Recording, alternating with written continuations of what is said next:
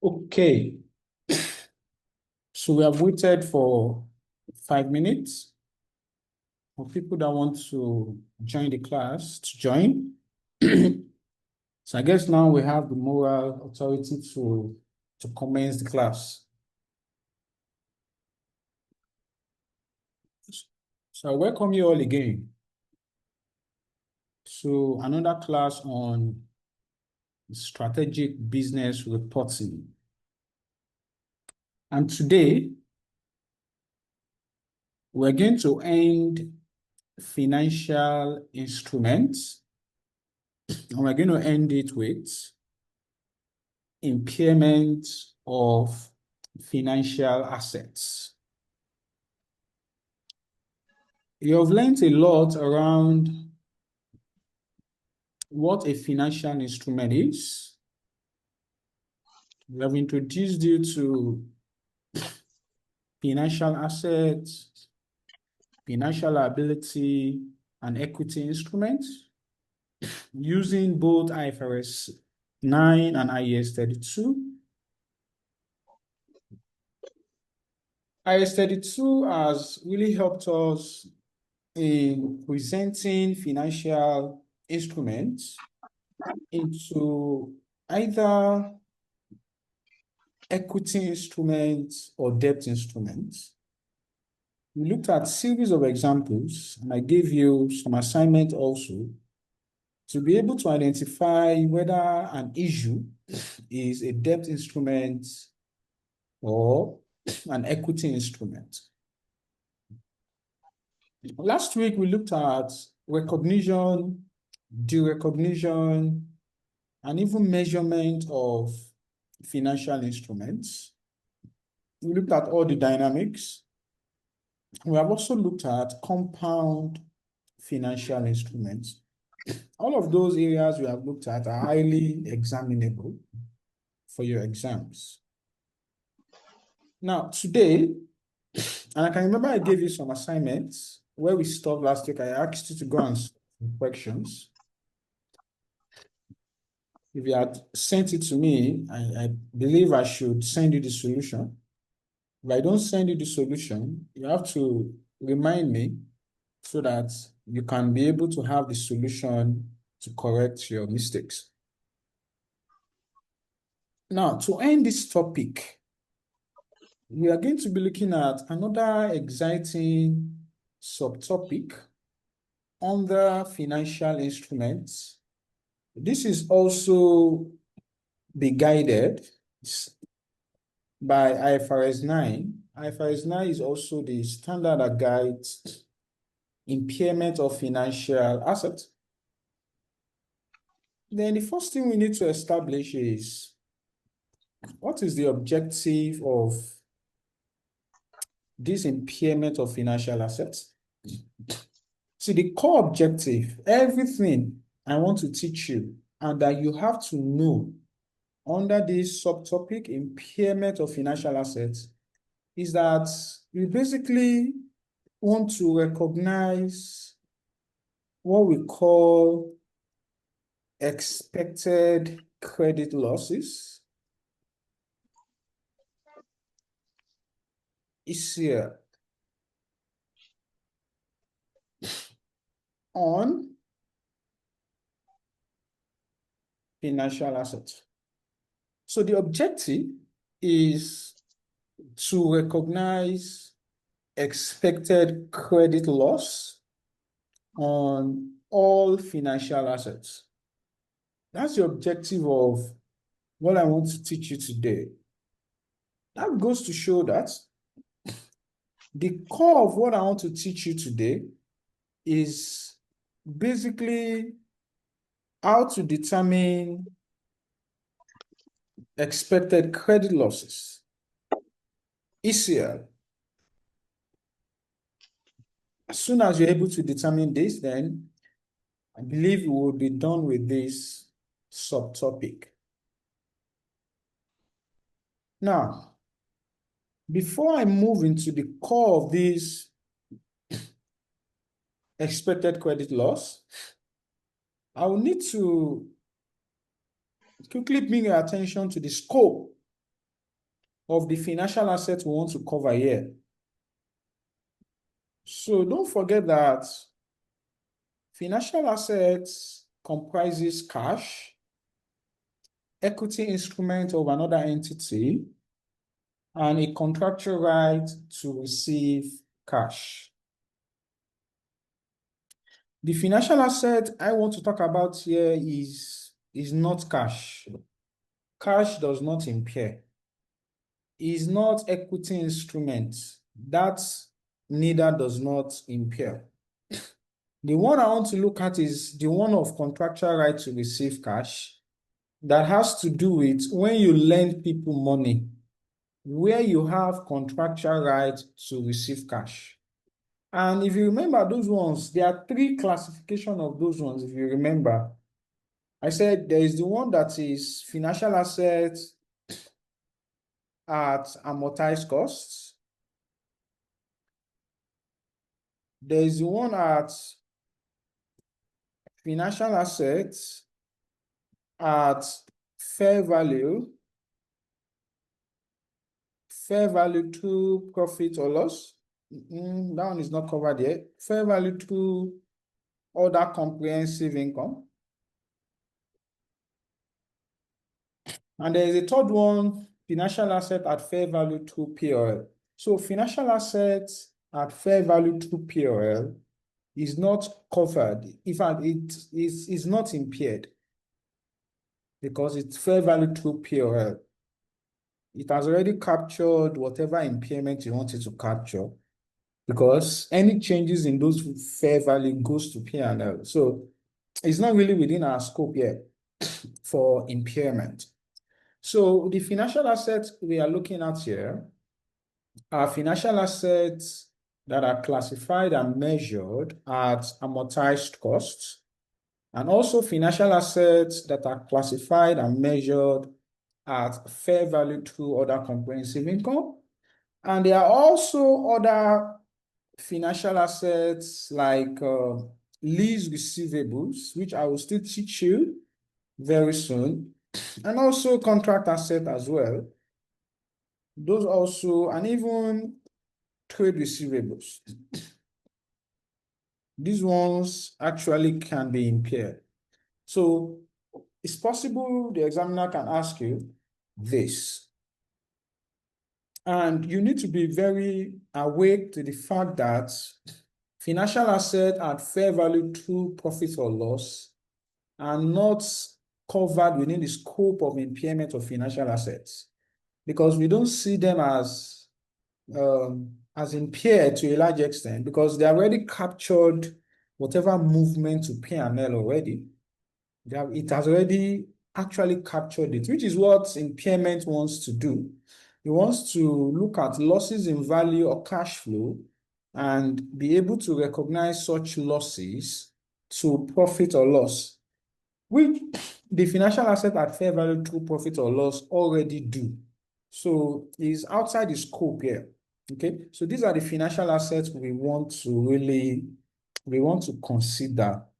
Now, having clarified that, let me then go back to expected credit losses, which is basically the objective of impairment, is to recognize expected credit losses. Then, the first thing we need to also identify here is what is ECL? What is expected credit loss? From the word itself, expected credit loss. When you say a credit loss, you're talking about loss of cash flow, right? It's as simple as you're expecting somebody to give you 50,000 and the person can no longer give you that 50,000 anymore, right? And don't misinterpret my giving as you're begging the person to give you. Like the person owes you 50,000. The person is your debtor. So you're expecting him to pay you back. But for several reasons, bankruptcy, financial difficulty, economic difficulty, he could not pay back. That's what we call credit loss. Okay? So expected credit loss here is talking about, this is the possibility that a default event will occur from a financial asset. The possibility that a default event will occur from a financial asset. So you are not sure, right? You are not sure whether that default event will happen or not. But you are just looking at whether it might happen or whether it might not happen. So you're focusing on the possibility of it occurring. Now, this is huge. Huge in the sense that before now, when it comes to impairment of financial assets, IS 39, which is the old standard, uses what we call incurred loss model. Incurred loss, which means that we don't recognize impairment of a financial asset until a loss event or a default event has occurred. So we will usually wait until the loss has occurred, until the person refuses to pay, until we lose the money before we will put it in our books and say that, okay, now we have lost it. But we are moving away from that because we saw that that approach was not prudent enough. That approach does not faithfully represent asset and income. Then we move towards an expected credit loss approach, which is a forward-looking approach. By considering past, current, and future events, for you to be able to know the possibility that a default event will occur, expected credit loss. And that's the focus here. And that is what we want to understand how to calculate today. It's actually straightforward, right? It has some clear advantages, right? In the sense that your assets would never be overstated because you are not waiting until you lose your money before you impair your assets. You are forward looking, so you're prudent. You're not overstating your asset. Also, you will never overstate your income because when, let's say you give a loan to somebody, you lend somebody money, and the person is supposed to pay you interest on the principal. You'll be calculating and be expecting interest on the principal when the principal said the person is not even paying. But you keep calculating interest income, just like the banks would do. They will just be calculating interest income, and the person is not paying. So with this, you don't wait until the person defaults. As soon as you see that this person might not be able to pay, you immediately are recognizing and reducing the amount of interest income that you put in your books. So somebody said, a woman said it's like a provision. Yes, it's similar to that. Just like this one is more refined than that. It's similar to that, seriously. Very similar to that, right? Just that we just call it expected credit loss. Now, those are the very clear advantages of this approach to determining impairment using expected credit losses. You will never overstate your asset, you will never overstate your income. Because even though the loss has not occurred, you're already reducing the value of your assets, thereby reducing the income you put in your book. So, you're very prudent. Now, on the flip side, which is the downside of this approach, is that how are you going to be sure that this person will default?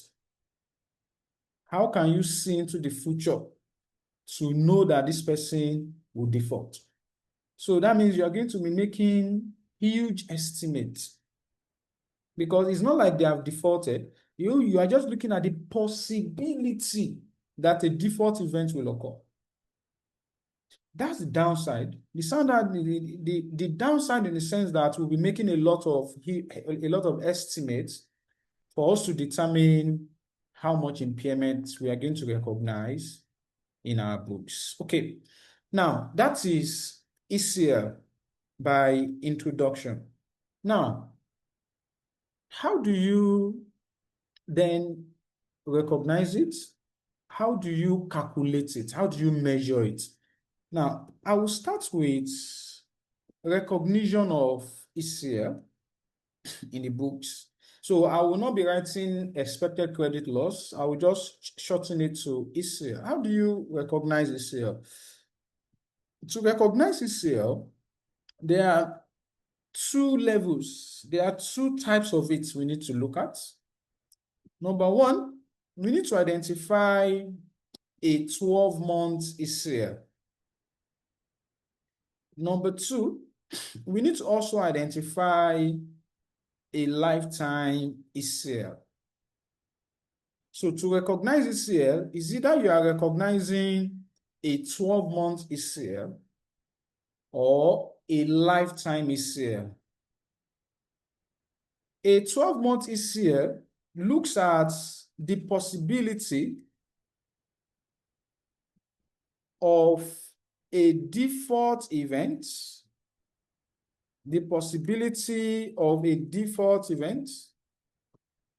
within 12 months. So this looks at the possibility that a default event is going to happen within 12 months. Whereas for the lifetime ECL, this one looks at the possibility of a default event over the lifetime of the financial assets. Over the lifetime of the financial asset. Now, those are the two ECL you can have when you want to recognize ECL in your books. It's either you are having a 12-month ECL and a lifetime ECL. Now, when do you use each of these? Okay, when do you use each of them? Because when you want to recognize ECL in your book, is either you are recognizing a 12-month ECL or you are recognizing a lifetime ECL. Now, to use each of these, there are stages of, you classify your financial assets into stages for you to know which ECL to recognize in your books. As stage one, this stage is when the financial asset is originated. So as soon as a financial asset is originated or acquired, immediately you recognize trade receivables in your books. Immediately you recognize loan receivables in your books. Immediately you recognize any financial assets, in as much as it's within the one I presented here. Immediately on origination, or when you acquire it, on that date, you need to classify that financial asset at stage one. And at this stage, the entity will recognize a 12-month ECL. The entity will recognize a 12-month ECL. So I will still come to how to calculate it. I'm going to get there. What I need you to understand is, when do you recognize it? This ECL. When do you recognize it in your books? So again, to recognize it in your books, is either you recognize a 12-month ECL or you recognize a lifetime ECL. Now, how do you know when to recognize 12 months and when to recognize lifetime. So we looked at the stages of a financial asset. Stage one. At this stage is when the financial asset is originated or acquired. Immediately you put it in your books. At this stage, you need to recognize a 12-month sale. And whatever interest revenue is calculated on the gross carrying amount, which goes to show that when calculating your interests, you don't have to remove the impairment you compute here. You don't necessarily have to remove the impairment loss amount to calculate the interest you recognize in your P&L. Because it makes sense. At this stage, you have not actually lost the money. It's not like the person has defaulted. You are just being prudent at this stage. Nothing is happening. Everything is going fine because you just acquired the financial asset.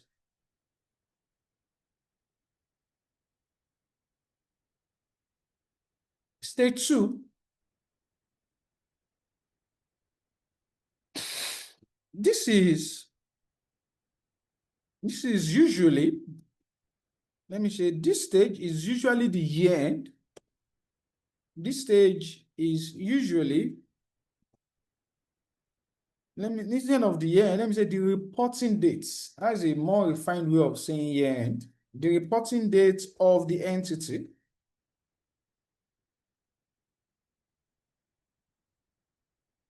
This means that at the end, the entity must identify whether there is a significant increase in credit risk. Whether there is a significant increase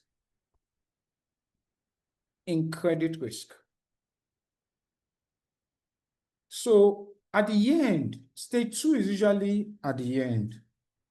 And at the end, the entity will check, is there a significant increase in credit risk? What do we mean by significant increase in credit risk?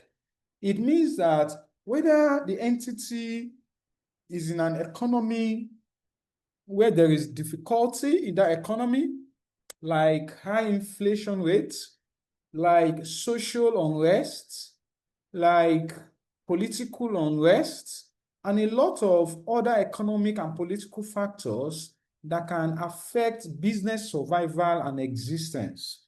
So that can mean that there's increase in credit risk, which means that possibility that you might not be able to collect your money, or possibility that there will be a default event that would occur. Or it might not be the entire economy, it might just be the industry in which that your borrower, that entity is operating. If that industry is facing difficulty, maybe it's an industry, the person you gave money to, or that your customer that has not paid you, operates in an industry where they are highly import dependent and they need foreign exchange. And let's say, for example, the government bans foreign exchange and they are unable to have access to that and they're unable to do business. Or the entity is in an industry that is highly import dependent and the government says they have banned importation of that item. That will affect their business. So if there is any events or any occurrences that would affect the business of that counterparty, that person that is supposed to give you money is in difficulty, that means there's an increase in credit risk. Now, if an increase in credit risk is identified, an increase in significant credit risk is identified,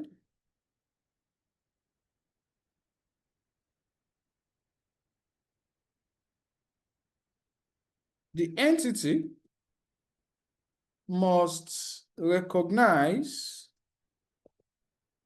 a lifetime ECL. Otherwise,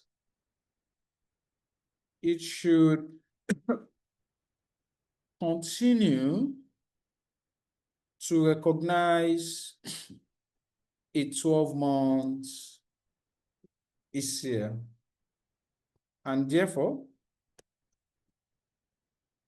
remains at stage 1. So the point here is this. At stage 2 is usually at the year end. Every year end, you will check, is there a significant increase in credit risk? If there is a significant increase in credit risk, meaning that counterparty is facing financial difficulty, then you need to recognize a lifetime ECL. Otherwise, the entity should continue. Otherwise, the entity should continue to recognize the 12-month ECL and therefore remains in stage 1. So because 12-month ECL is always in stage 1. So they will just continue to recognize 12 months ECL. And finally, stage 3. So at this stage, there is now evidence. There is now evidence of credit impairment. And the default event has occurred. So which means that the counterparty has defaulted. That person that is supposed to pay as and when due did not pay. It means there's a default event. So we immediately put it in stage 3. And at this stage, interest income will be calculated on net carrying amounts. Interest income will be calculated on net carrying amount. Okay, so this is how you recognize expected credit losses as far as IFRS 9 is concerned. That's recognition of ECL. Now, let's go to measurement of ECL, or how to calculate ECL. Do we have any question up to this point? Do we have any questions up to this point? Okay. That means you understand everything I've said so far. That's good. Now let's look at measurement of ECL, or how to calculate ECL. Now, usually in reality, in practice, you would usually use or develop an ECL model to calculate your ECL. And when I say ECL, it's either a 12-month ECL or a lifetime ECL.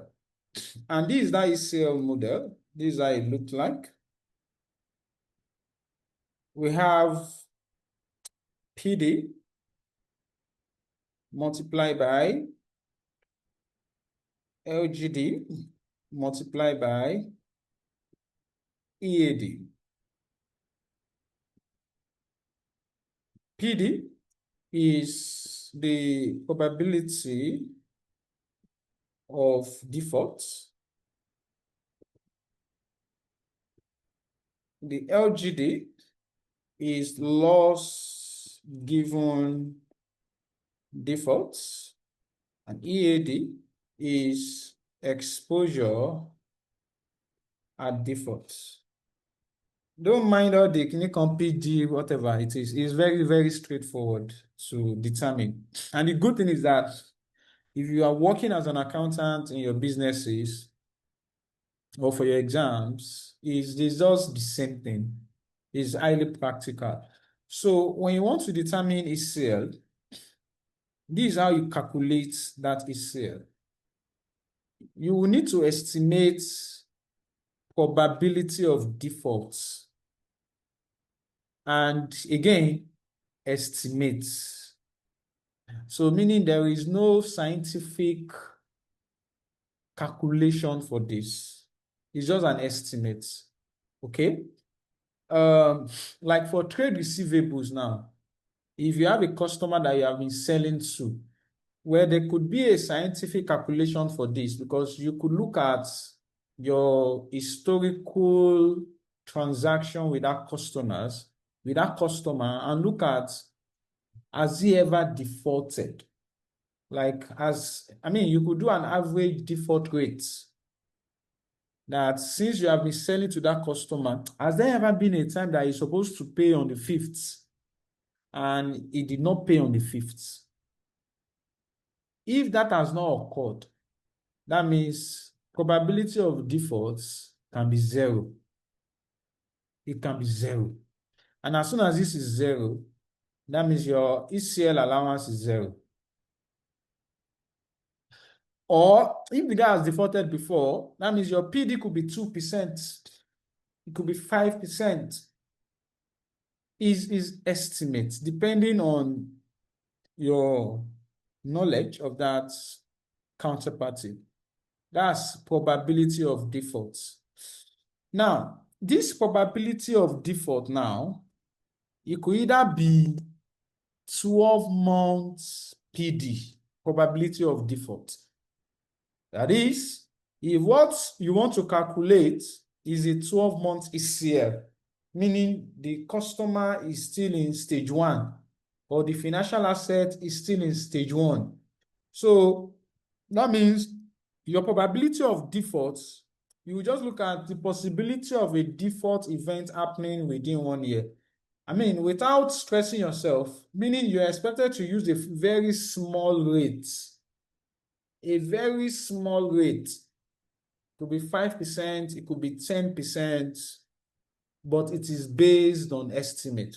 So the standard says that, if it's a financial asset you have been relating with, that you have been giving money to, then you should be able to look at is historical default rates. What's the proportion that this guy is going to default? Is he like a 1% or a 2%?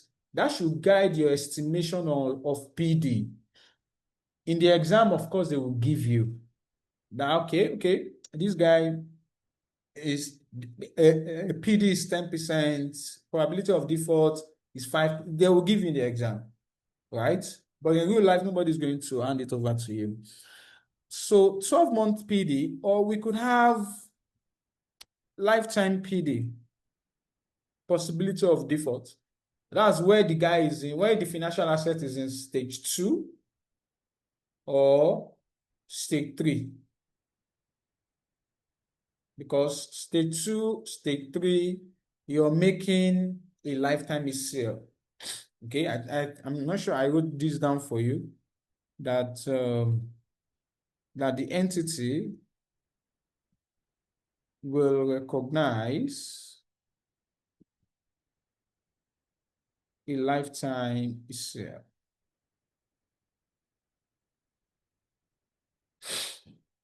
So that's the probability of default. Then in the model, we have loss given default, meaning if there's a default, what will be our loss?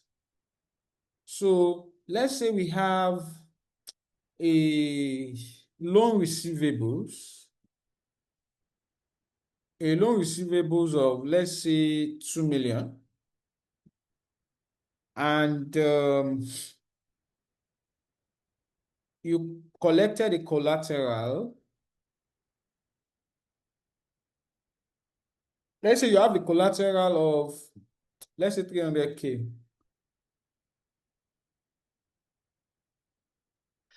You see, if this guy should default, what you will lose is you will lose 1,700, 1.7 million. Abi? Because you can easily sell the collateral. Let's say the collateral is 300. The loan you're expecting is 2 million. So let's say the guy defaults. So you lose 1.7 million. But what we are looking at is a rate, the percentage of loss. So loss given default is 1.7 million divided by 2 million. Whatever rate you get, that's your loss given default. Which goes to show that if there is no collateral, that means your loss given default will be 100%. 100%. Because it's going to be 2 million over 2 million. That's 100%. And exposure at default.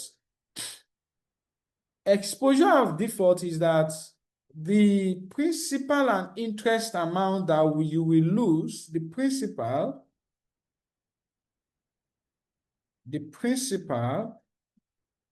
and interest amounts that will be lost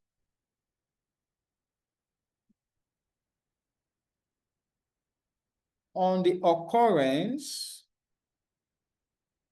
of a default event. So if there's a default event, how much are we losing? I mean, what are we expecting? I mean, what's the principal and interest? In this case now, since they didn't give me any information on principal and interest, I'll be losing 2 million because that's my entire exposure. That's the money I've given to the person. I mean, borrowing the collateral for now, my exposure is 2 million. If there is interest that's accumulated that the guy has not paid, add the interest. That's your exposure at default. So by the time you multiply these three together, that gives you your ECL allowance. That gives you your expected credit loss. So somebody said I should take the loss given default again. So loss given default is the proportion of your loss if there is a default event. Your loss as a result of a default event. And I say that if you have a receivables of 2 million, you're expecting 2 million, and the person gave you a collateral of 300, and the person defaulted.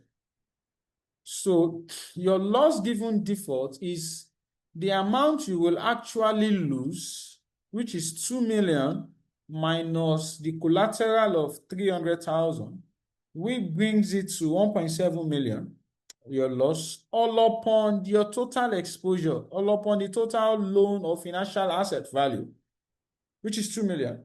So 1.7 over 2 million, you will get a percentage. It's like multiplying it by 100 over 1. That is the loss given default. And the exposure at default is like the carrying amount of that financial assets. It's like the carrying amount of that financial assets. That's the exposure at default. And this is how you calculate and measure expected credit losses. Okay.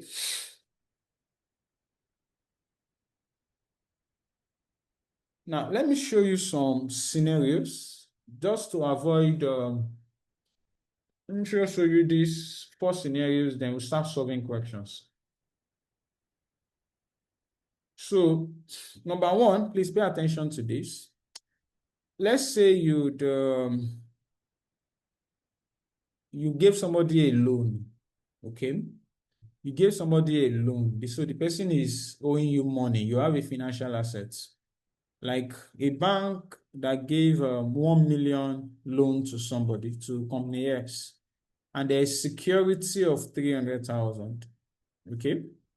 Now, this loan now, the bank must put it as stage 1 on initial recognition. On origination, immediately you acquire the loan, you put that loan as stage 1. Now, let's assume that credit risk is low and there's no significant increase in your credit risk. That means that we are going to do a 12-month ECL at this level, at this stage, and the probability of default will be based on 12 months probability of default. So let's assume is 2%. Your loss given default would be the 1 million minus the 300 collateral, right? Which is the loss if there is a default, divided by the financial asset amount, which is 1 million. So when you do 700 over 1 million, it will give you 40%. It will give you 40%. And of course, your exposure at default is the 1 million, which is the carrying amount of the financial asset, the 1 million. So your 12-month ECL, your ECL is the exposure at default, which is the 1 million, multiplied by the probability of default, which is the 2%, multiplied by the loss given default, which is 40%. If you punch your calculator, it means your ECL allowance on origination will be 8,000 naira. Will be 8,000 naira. And I need not tell you that this 8,000, you're going to debit it to POL as impairment of financial asset, while the other leg will be credited to accumulated impairment accounts that will be deducted from the financial asset or presented separately. I mean, the standard didn't mention how you want to treat it, but you have a choice of either netting it off against the financial asset, or you can go and put it as part of your liabilities. Is allowed. I mean, it's recognized in a similar way with which depreciation is recognized. Now, with this ECL of 8,000 that is calculated, your interest income will still be calculated on the gross carrying amounts. Don't go and say that, Shebi, we have calculated the impairment loss of 8,000. So the interest should be calculated not on the principal, but on the net carrying amount, which is 1 million minus 8,000. That will be wrong because this financial asset is still at stage 1. So interest is still calculated on the principal amount, which is 1 million.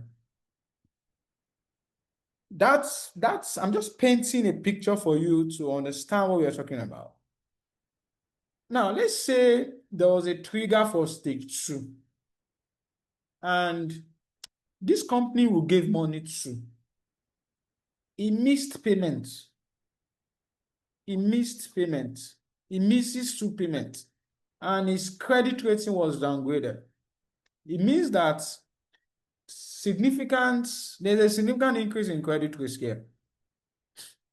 Okay? There's a significant increase in credit risk here. And we cannot, of course, we will now start doing a lifetime ECL. And to calculate the lifetime ECL, first you get your lifetime probability of defaults. Now we are estimating 15%. You see, from 2% going to 15% is massive. Why? Because, I mean, his credit rating is downgraded. He has missed 2 payments. Our loss given default will remain the same because collateral remains the same. So loss, what we will lose is still what we will lose divided by the total. So the 40% remains the same. And our ECL, of course, the exposure at default too remains the same. It's still the 1 million. So our ECL is 1 million by the probability of default by the loss given default. So we're going to be having an ECL allowance of 60,000. Since it is still at stage 2, our interest will still be calculated on the gross carrying amount. But now you see the allowance has increased.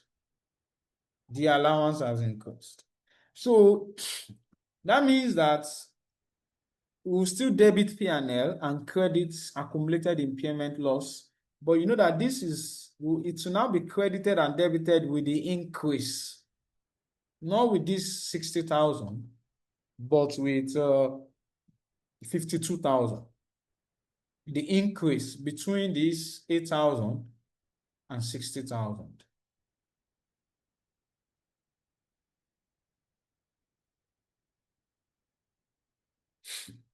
Let's say there is a trigger for stage 3, and this company actually defaulted. This one is not about missing payment now. Missing payment is that he's supposed to pay today, he did not pay today, he paid tomorrow. Missing payment, he's still paying, but he missed the deadline for payment. But now, my guy has defaulted. He's not paying at all. So, of course, we sold the collateral, and we're only able to sell it for 250,000.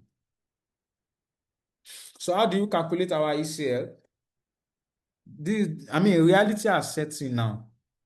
All this formula will not come in again because now we know our actual loss.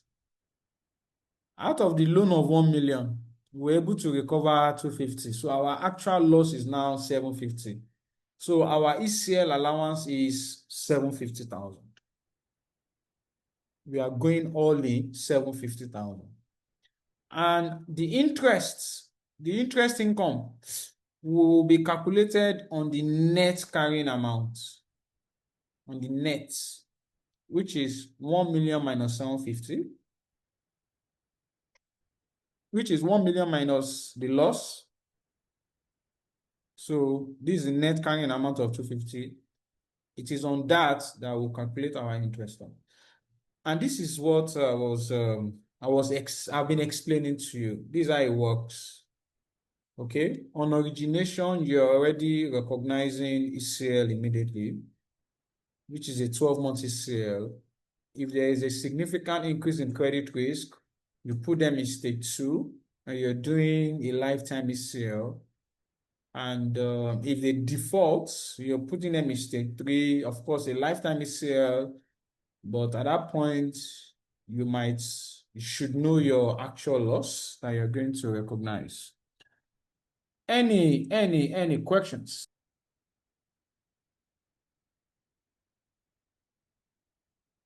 Hello, sir. Yeah. So what happens in a situation whereby the company maybe pays a certain amount, maybe after the second stage, just paid maybe 100,000 out of the total amount and refused to pay the balance? How do we treat something like that? It still does not change. It does not change anything because okay, you're saying that if he has defaulted, Abi, he now came back to start paying, right? Yes, but not the total amount that is owed, just maybe a certain percentage of the money. No problem now. That means our loss has reduced now. We will just recognize that as reversal of loss. You know that we have recognized 750 before to P&L. Right? Now the guy has paid back. We just credit income and debit bank.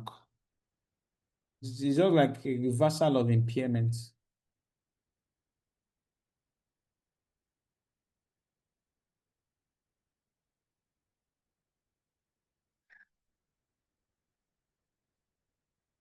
Let's look at this one. Just for you to get used to the logic here. So for this one now, this one is trade receivables. So for trade receivables, we have a kind of a simplified approach for trade receivables because for trade receivable, we expect that you should understand and know your customer. Is different from loans that banks give. You should be able to calculate using historical data the possibility of whether the guy will pay or not. Look at it now. So let's say a manufacturer sells 500K of goods to a retailer on a 90 days terms. So for trade receivables, which we use a simplified approach, you don't have to do a stage 1, stage 2, stage 3 classification. I mean, you don't have to. Not that if you want to, you cannot. If you choose to, you can. But we are saying you don't have to do that.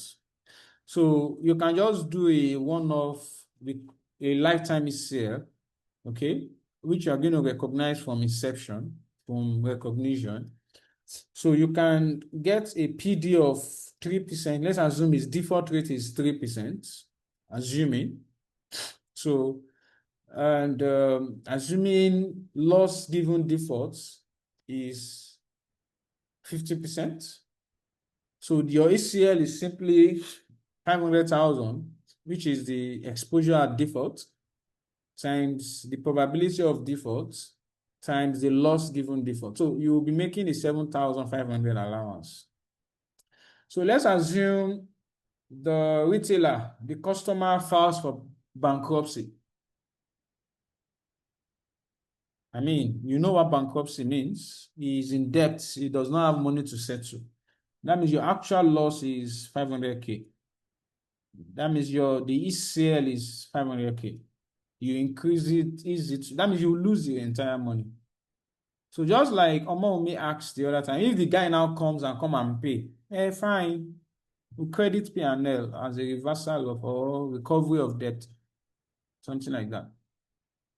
So that's not really an issue for us. The same thing here too. This guy, he invests 2 million in a bond. So that's a financial asset. Immediately you are recognizing it in your books, you put it at stage 1. And at that stage 1, you're going to be, the way you calculate it here, you do a 12-month PD, let's say 1%. Let's say your loss given default is 30%. Your ECL is the exposure at default, which is the entire money you're expecting, times the loss, times the possibility of default, multiplied by the loss given default. So your allowance is 6,000. Now, let's say they reduce its credit rating. The customers or the loan holder or the bond holder or the bond issuer is credit rating reduced. That means you're taking into a lifetime PD, because that means that is going to stage 2, and indicating that there is a significant increase in credit risk. So you're making a lifetime PD, let's say it's 20%. So your ECL is the exposure at default times the probability of default times the loss given default. So your allowance increases to 120,000. Okay. So you then recognize your loss allowance in OCI.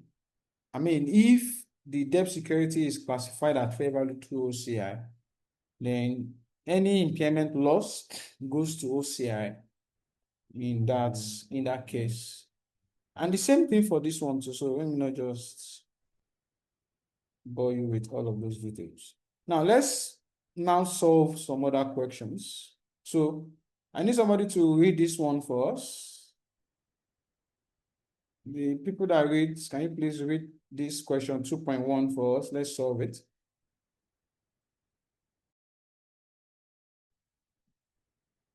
Okay. Question 2.1.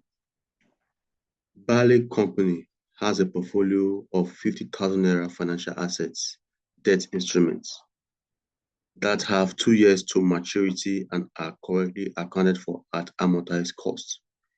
Each asset has a coupon rate of 10% as well as an effective rate of 10%. No previous loss allowance has been recognized, as the 12-month ECL was assessed to be nil, and there had been no significant change in the credit risk since the portfolio had been acquired. This is stage one. At the year end, stage two, information has emerged that the sector in which the borrowers operate is experiencing tough economic conditions. It is now felt that a proportion of loans will default over the remaining loan period, and therefore the credit risk has increased significantly. After considering a range of possible outcomes, the overall rate of returns from the portfolio is expected to be approximately 6% per annum for each of the next 2 years. The debt instruments are not, however, considered credits impaired. Required, calculate the lifetime expected credit losses and the loss allowance required.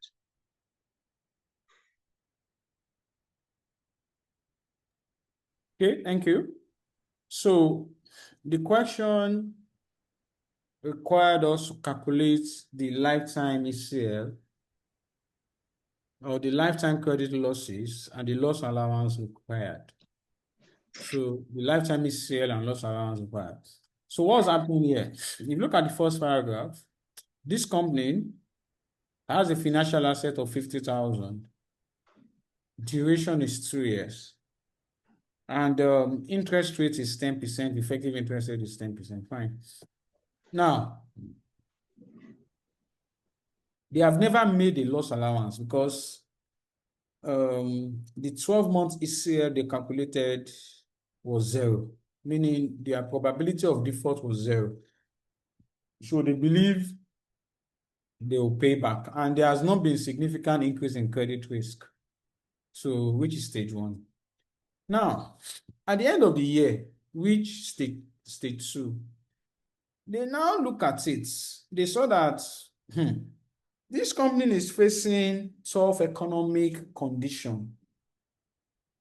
And a proportion of the loan would default, meaning there will be default over the remaining period. And now they can now see that credit risk has increased significantly. So which means that they will now make like a lifetime ECL. Okay, Michael is asking where you can find this from the material. Is in your handouts. I don't know, is in your handout after financial, is under financial instrument. But let's focus on this one since I'm showing you right now. So after considering a range of possible outcomes, the overall rate of return from the portfolio is now 6%. Now, this is the loss itself, because this question has already given us the loss that will happen. We are supposed to be getting 10% per annum on these financial assets. But now, we can only get 6% for the next 2 years. So instead of 10%, we are getting 2%. Look at it. From here now, the loss is clear. So what I was expecting, or let me say contractual interest income, or let me call it cash flow, contractual cash flows, I was expecting 10% times 50,000 per annum, which is around, that would be 5,000. But now, because of his situation, I'll be expecting 6%. How much is that now? That would be around 3,000. So the credit loss here is how much? It's 2,000 per annum. Every year, I'm losing 2,000 per annum. So my ECL in this case, since this one is per annum, the ECL I can recognize now is going to be, you have to discount it to present value. because 2,000 naira per annum. So how much is the value of the loss today? Okay, because I will lose 2,000 at the end of the first year, lose 2,000 at the end of the second year. So this is like saying 2,000 times the annuity factor.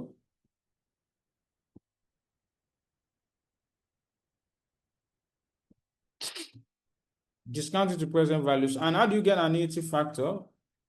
For those of you that are doing SFM, 1 minus 1 plus R Root over n minus n minus raised to n power minus n divided over by r. r. divided by R. Okay. So can you get us the annuity factor so that we can calculate our ECL?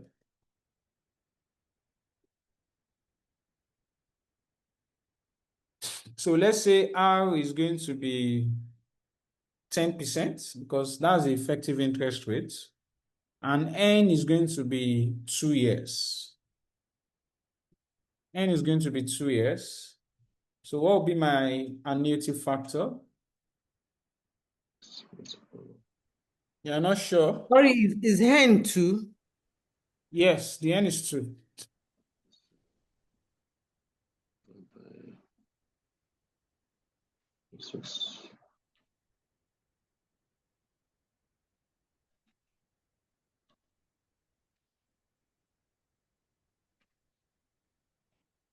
This should not take you 1 minute. 1.736. Okay, so how much is that? That's 3,471. And that's your ECL calculation. As far as this one is concerned, I was able to determine my loss and I'll just discount it to present value to get my ECL calculation. Let's go to the next question. Someone should confirm I'm getting 1.833.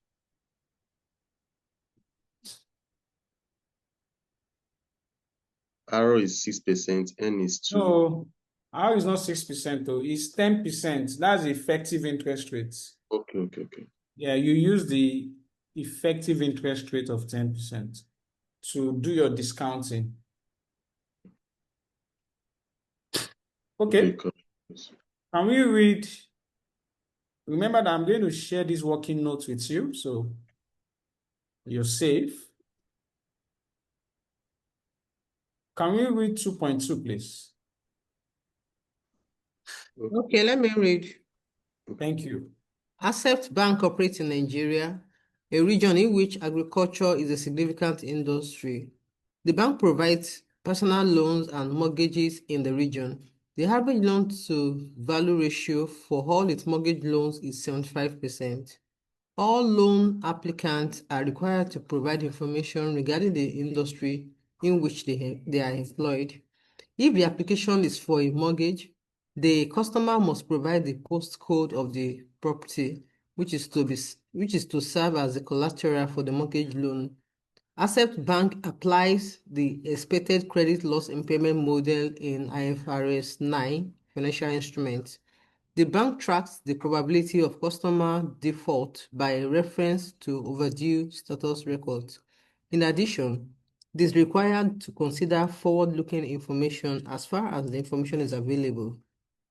Asset Bank has become aware that a number of farmers are losing revenue and profits as a result of Boko Haram unrest, and that several are expected to close. Required, how should Asset Bank apply IFRS 9 to its portfolio of mortgages in the light of the changing situation in the agricultural industry? Now, this question is asking us that how should Accept Bank apply IFRS 9 to its portfolio of mortgages in the light of changing situation in the agricultural industry?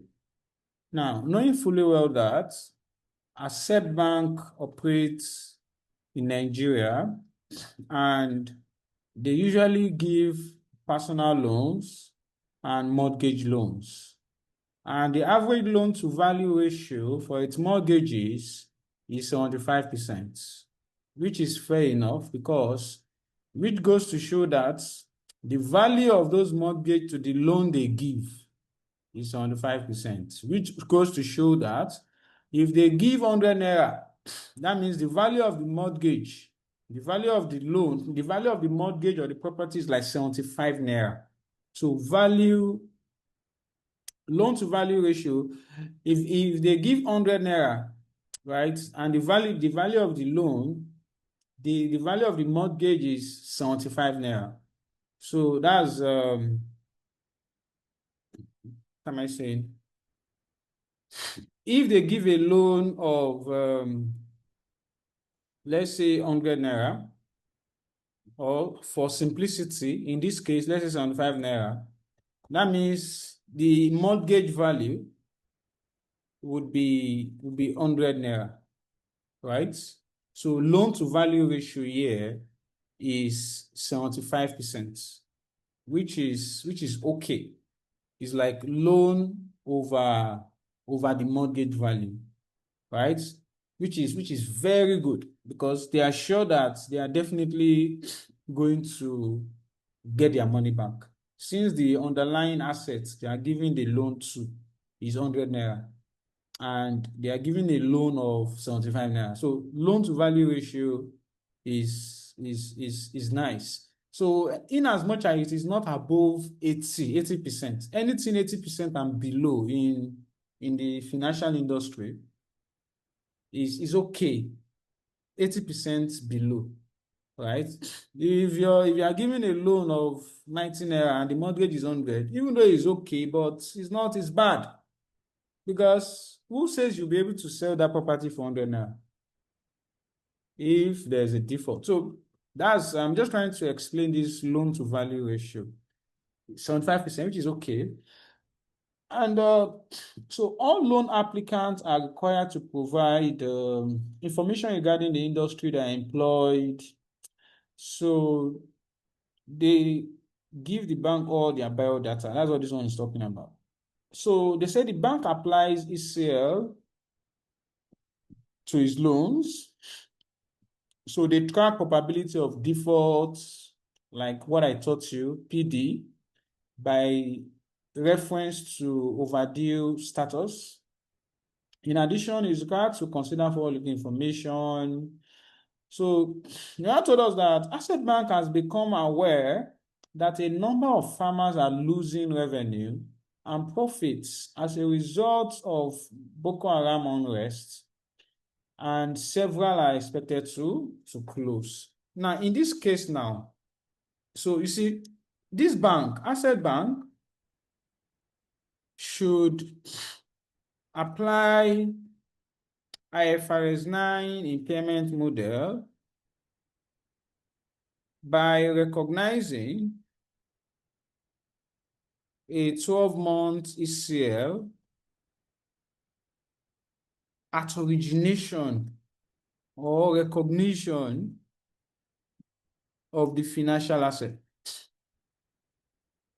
and hence classify them to stage 1.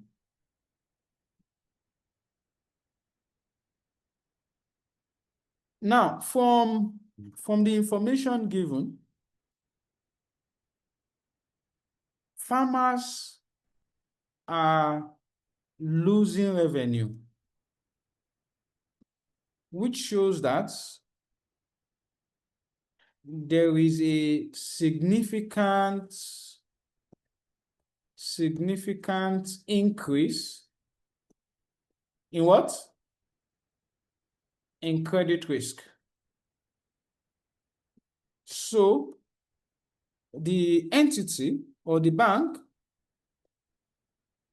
so the bank should classify the financial assets to what? To stage 2, and make a lifetime ECL. And that's the solution to this. So it puts them to state 2 and make a line. And you can also say interest income will still be recognized based on gross carrying amounts. Just like I've taught you already, so nothing much. But if you look at this next question, it says later in the year, more information emerged, and Accept Bank was able to identify the particular loans that defaulted or were about to default. Now, for this one now, since the particular loans that defaulted has been identified, the bank has been identified, which shows that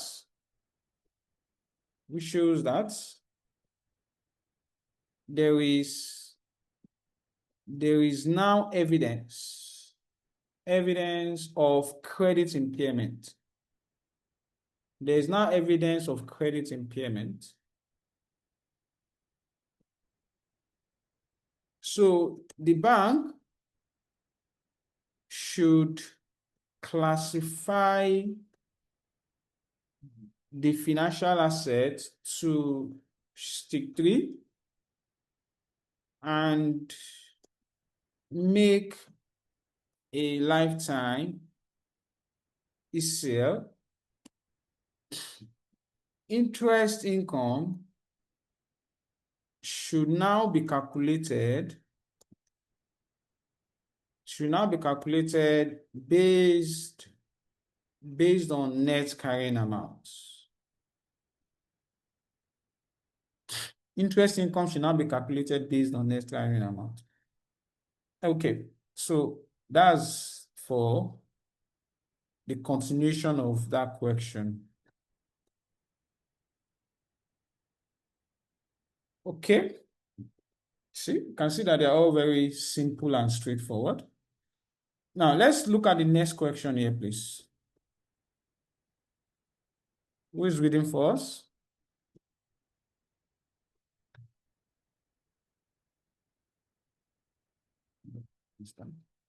Okay, somebody should read, please. Okay, let me read. Question 2.7.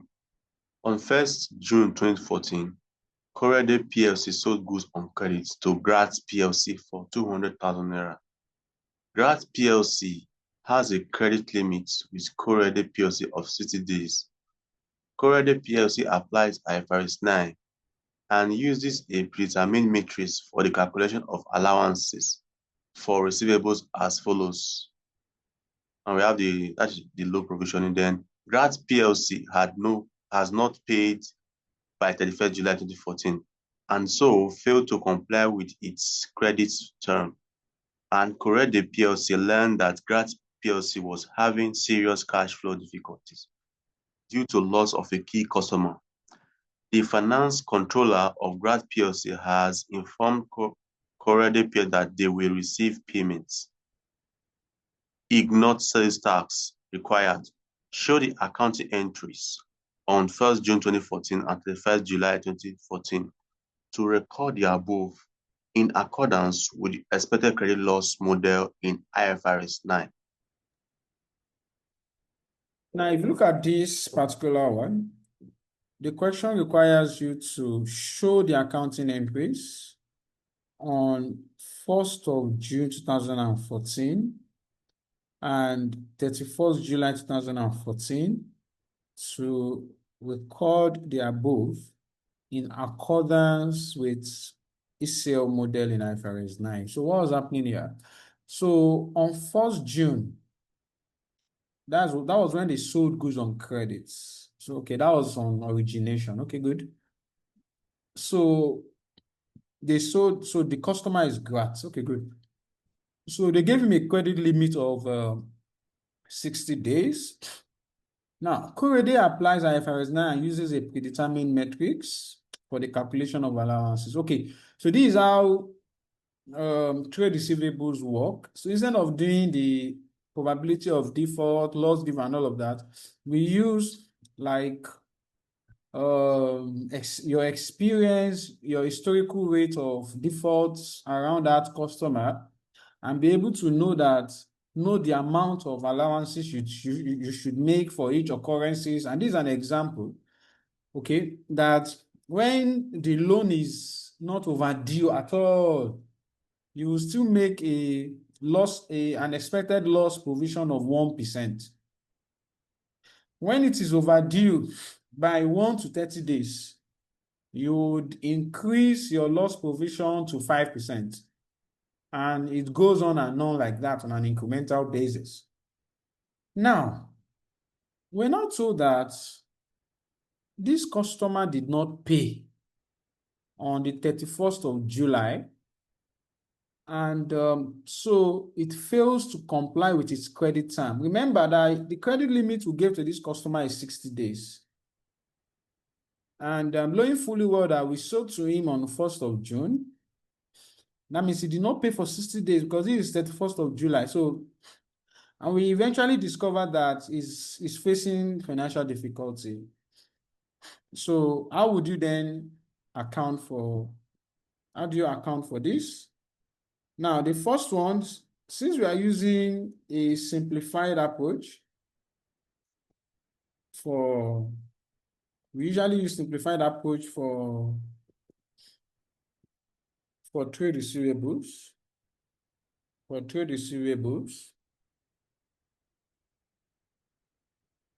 So that means on 4th June 2014, we just work with the matrix given to us. At this date, meaning nothing is overdue. That means our lifetime ECL is just using this matrix. When there is no days overdue, we just do 1%. So we do 1% times how much is the value of the loan or receivables? 200,000.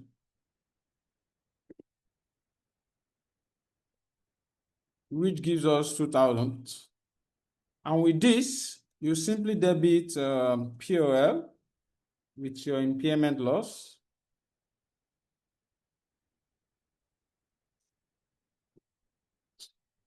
And you credit your accumulated impairment losses. Now you can go and deduct from that receivables in the statement of financial position. And on 31st July,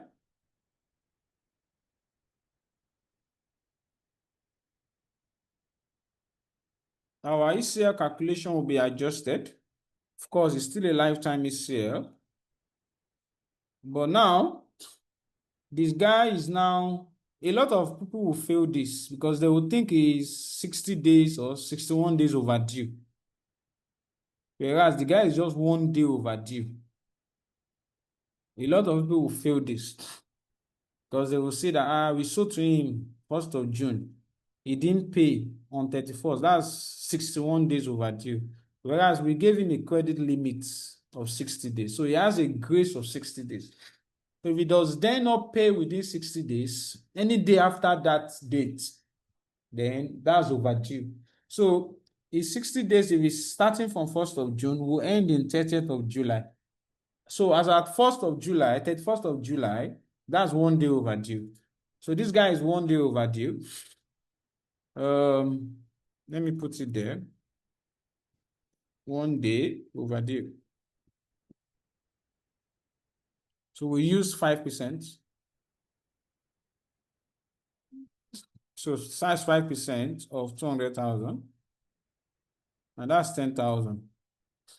With this 10,000, we'll debit our impairment loss to P&L, but we'll not debit the whole of the 10,000 to P&L, it will be the 8,000, the increase. And the same thing we'll do with the accumulated impairment losses with 8,000. So it increases it to 10,000, which is the new position.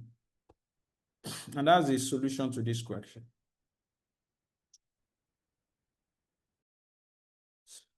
Any questions? Okay, let's solve the next question.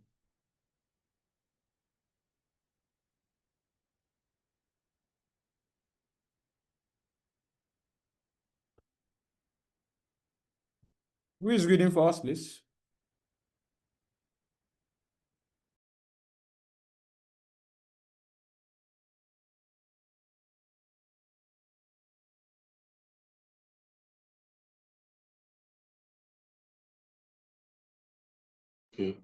Okay. Question 2.8. Kekep PLC has a customer base consisting of a large number of small clients. At 30 June 2014, it has a portfolio of trade receivables of 60 million naira. Kekep PLC applies IFRS 9 using a provision matrix to determine the expected credit losses for the portfolio. The provision matrix is based on its historical observed default rates, adjusted for forward-looking estimates. The historical observed default rates are updated at every reporting date. At 30 June 2014, Keke PLC estimated the following provision matrix. At 30 June 2015, Keke PLC has a portfolio of trade receivables of 68 million naira. The company revises its forward-looking estimates, and the general economic conditions are deemed to be less favorable than previously thought. The partially completed provision matrix is as follows. Required. Complete the provision matrix for Keke PLC at 30 June 2015 and show the journal entries to record the credit loss allowance. Okay. If you look at the question again, the question states that complete the provision matrix, that's this one, for Keke PLC at 30 June 2015 and show journal entries to record the credit loss allowance. Okay, let's get that done. Look at this question. Just to understand the sequence, this Keke, it has a large customer base consisting of a number of small clients. And at 30 June 2014, his trade receivables is going up to like 60 million. And he applies IFRS 9 using a provision matrix to determine the ECL for the portfolio. The provision matrix is based on its historical observed default rate, adjusted for forward-looking estimates. The historical observed default rates are updated at every reporting date. So at 30 June 2014, Keke PLC estimates the following matrix. So these are his probability of default. This is like the exposure at default. And this is the credit allowance, which is this multiplied by this, like that. And that's how they got all of this, which is at 30th June.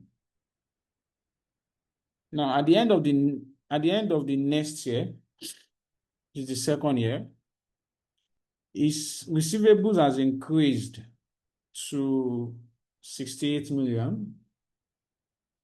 And the company revised its estimate of forward-looking estimate and general economic conditions is deemed to be less favorable than previously thought. And the partially completed metrics is as follows.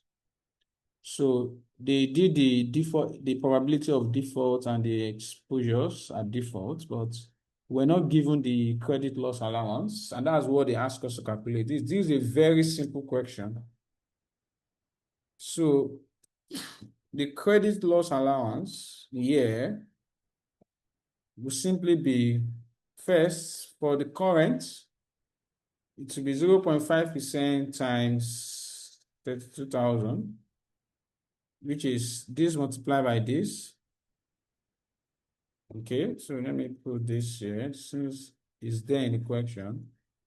Then we'll do 1 to 30 days overdue. You just put 1 to 30, which will be 1.8% times 16,000.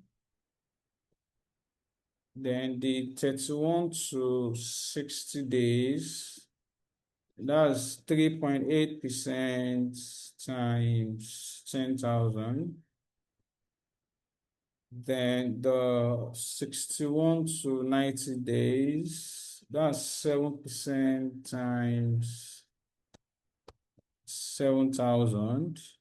Then above 90 days,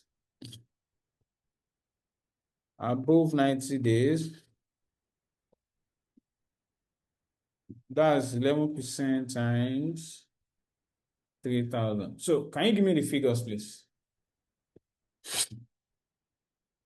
160. 160. How about the second year?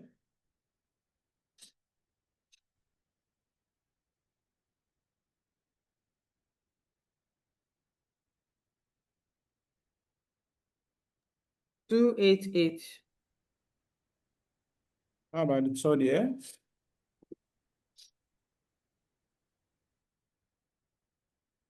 $380.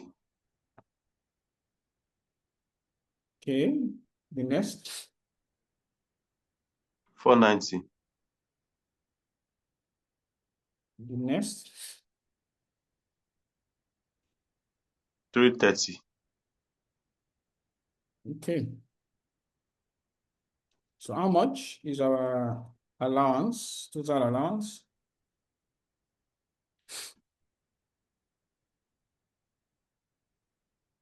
$1,648.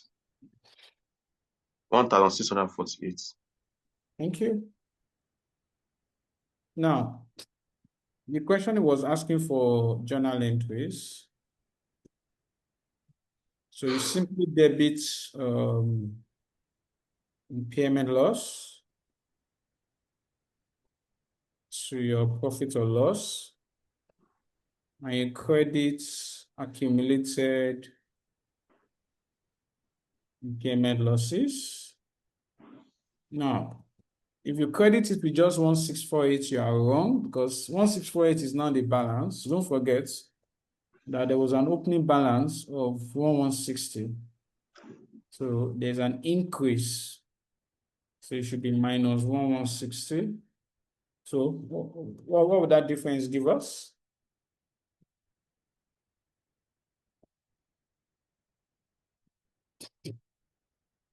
$488. 488.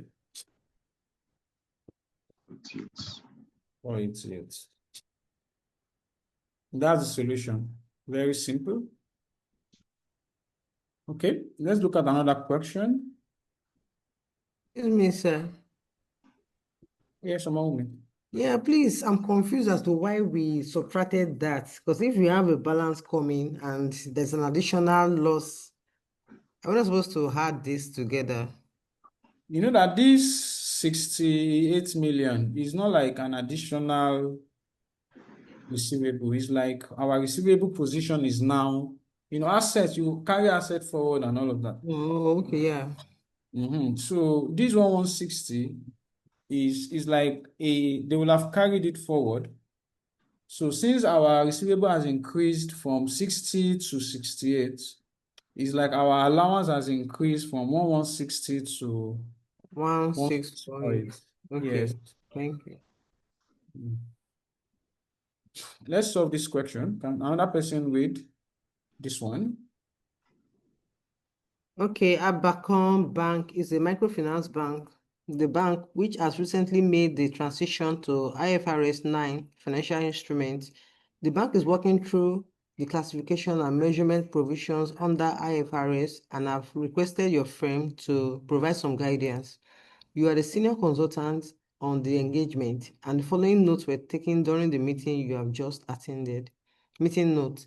In addition to the investment in debt instruments, the bank also has investments that are classified at fair value through profit or loss. The gains and losses on these investments are recognized in the statement of profit or loss. The directors do not recognize a loss allowance for expected credit losses on these investments. Required. A. Comment briefly if a loss allowance for expected credit losses is to be maintained by the bank in relation to the financial instruments measured at the fair value through profit or loss. B. Advise the senior analyst at the bank on the fair value hierarchy. The FGM bonds will be categorized in accordance with IFRS 13 fair value measurement.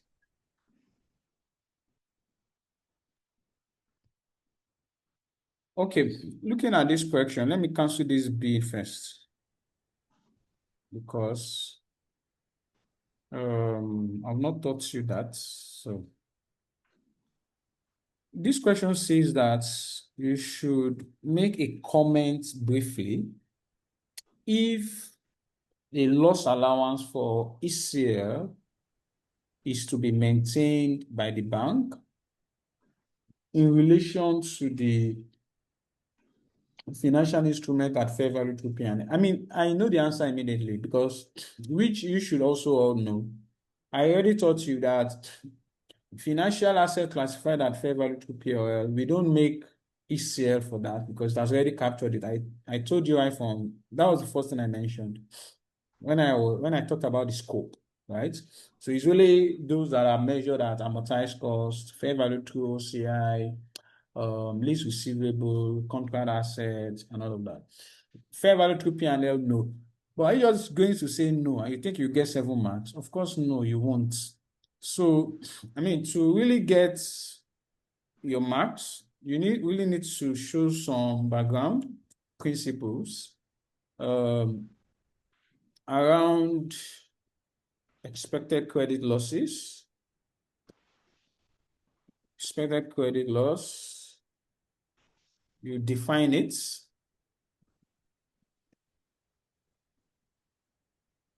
This is the possibility of a default event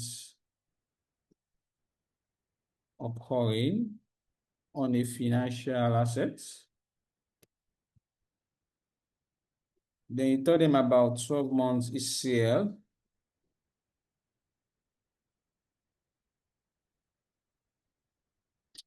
This is the possibility of a default event occurring within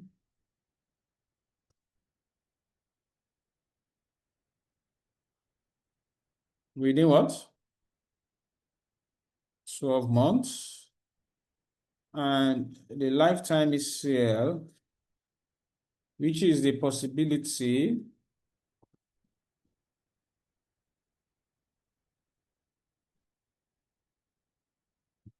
of a default event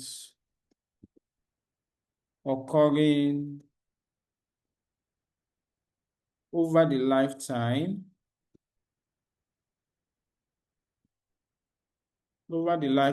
of the instrument. So IFRS 9 requires that expected credit losses should be recognized on the following financial assets.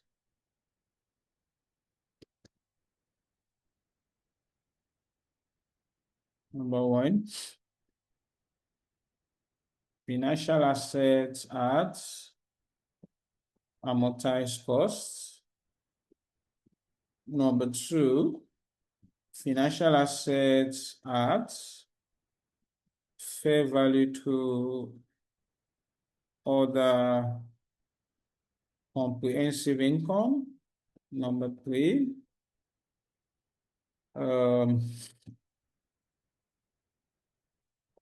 trade receivables. Number 4, lease receivables. Number 5, contract assets. Following from the above,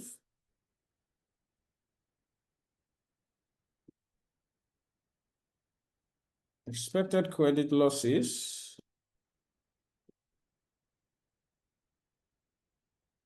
are not required for financial assets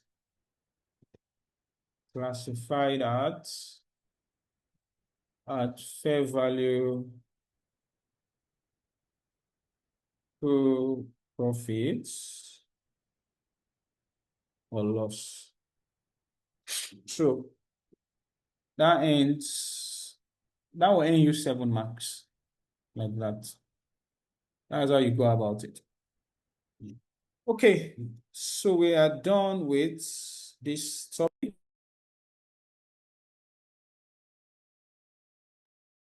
Can we move to another topic now? Come in, let me share this with you guys immediately.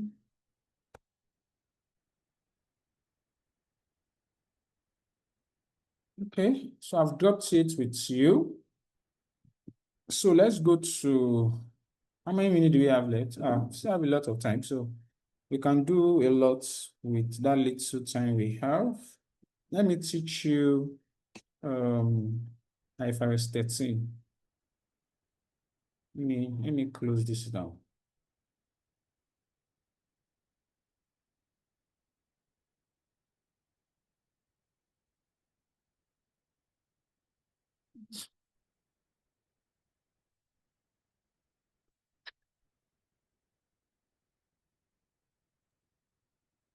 Excuse me, sir, I have an observation. Yes, brother, me too. I have an observation. Please, not before now. I used to see I know in the notes you listed the IFRSs for financial instruments, IFRS 7 and 9, and I think IFRS 32. You did not put IFRS 39. Is it that IFRS 39 is no longer functional? Yes, so it's no longer functional. Okay. IFRS 9 has replaced IFRS 39. Okay. Yeah.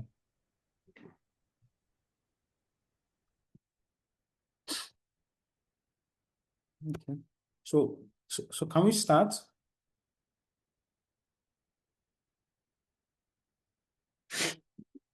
Okay. I want to believe that is a yes. So let's go. Now, IFRS 13 talks about fair value measurements. And what this standard came with, it came with a singular framework for the determination of fair value. So in such a way that when it comes to fair value in any standard, whenever you see fair value mentioned in any standard, what I'm going to teach you today is how to determine that fair value. That's basically what we want to look at. Though there are some standards that they say that we are not relying on IFRS 13. There are some standards that have their own way of determining fair value. And a typical one is that IFRS 2 I taught you. You see, when I was teaching you equity settled share-based payments, I kept on mentioning fair value of the share option at the grant date. The way it's determined is different from anything I'm going to teach you. It's outside the scope.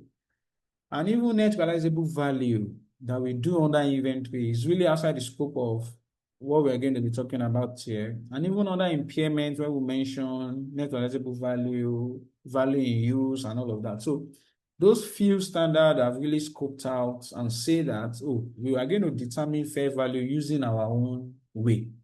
we don't want to rely on IFRS 13.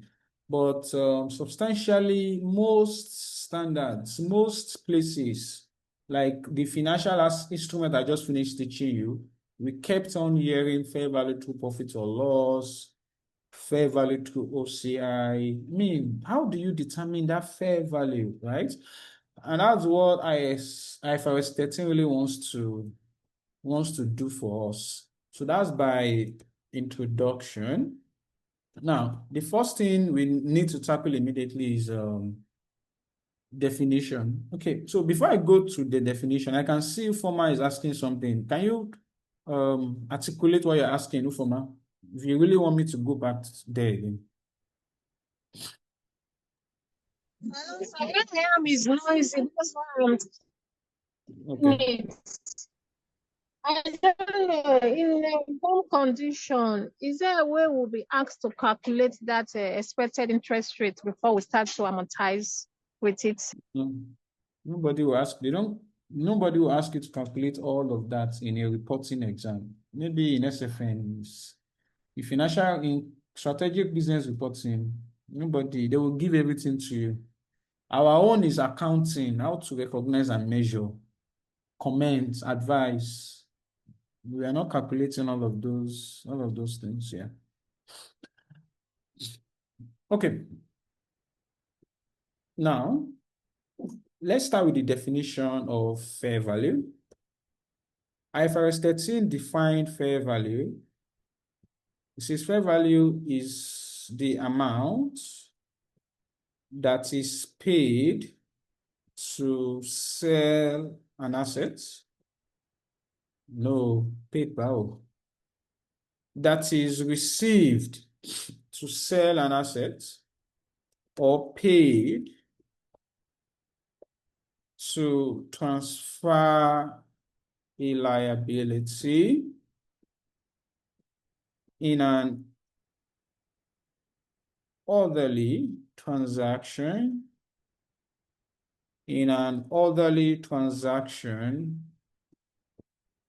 between market participants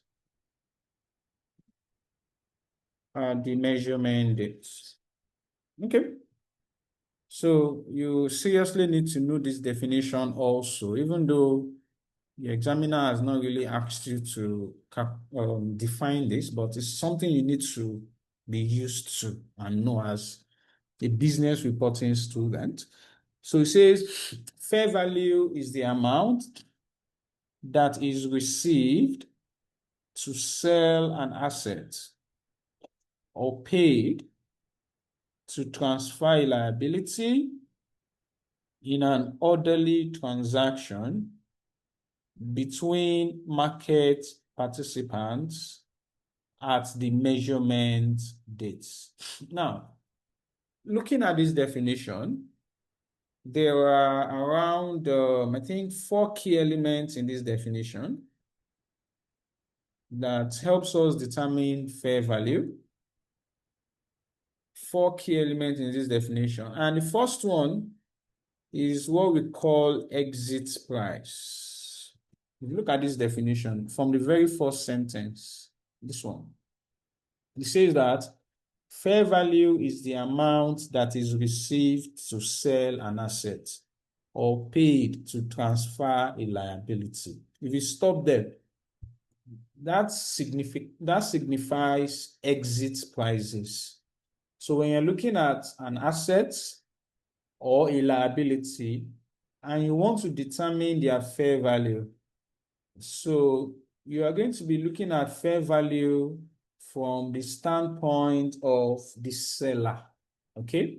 The amount that is received to sell. So exit price in the sense that somebody must be wanting to sell is from the perspective of that person that will determine fair value. So it is what the person received that is fair value.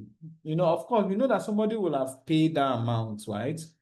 But to that person, that's not fair value. That's another thing in accounting entirely. Probably historical cost or replacement costs or current costs, something like that, right? But when it comes to fair value for an asset, we look at it from the standpoint of the seller, and it's the amount is receiving because it's exit. You have to be selling. That's what we mean by exit. You must be leaving the asset for us to get fair value. You have to be leaving the assets. Otherwise, you cannot get fair value for that particular asset in question. For you to get fair value of an asset, it has to be an exit price. Is the amount you received to sell. Now, that being noted for assets, likewise, liability also, the fair value of a liability is the amount paid to transfer a liability. The amount paid to transfer. So we are looking at it from the angle of the person that's settling. See, is the money you paid. You have to be exiting the liability. You have to be settling the obligation. So it's the amount you paid to settle, that's the fair value of that liability. So fair value is determined using exit prices. That's extremely important. It's determined using exit prices from this definition. Secondly, fair value can only be determined in an orderly transaction. It's important we understand what an orderly transaction means. And I mean, clearly, it means that it is not a forced sale.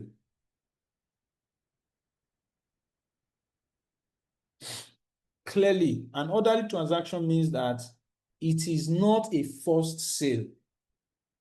And the buyers and the sellers understand the market. They have knowledge of the prices in the market for it to be an orderly transaction. Also, the assets or liability must be well marketed before it is eventually sold. Orderly transaction. So you cannot just be in a rush to sell an asset. I mean, you want to sell a property at Ikoyi and you need money urgently. Anybody that comes, you're ready to give in and sell it. The amount you received is not in an orderly transaction. So because that transaction is not orderly, then the amount you receive cannot be a fair value. So there must be marketing activities that must have happened on the assets or liability before the asset is sold. Everybody is aware about the asset. People are pricing it back and forth. It's not a forced sale. That's an orderly transaction must back it up. If the transaction is not orderly, forget it. It's not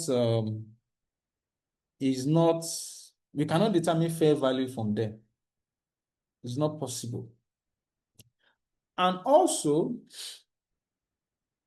the transaction has to be between market participants, meaning willing and knowledgeable buyers and sellers.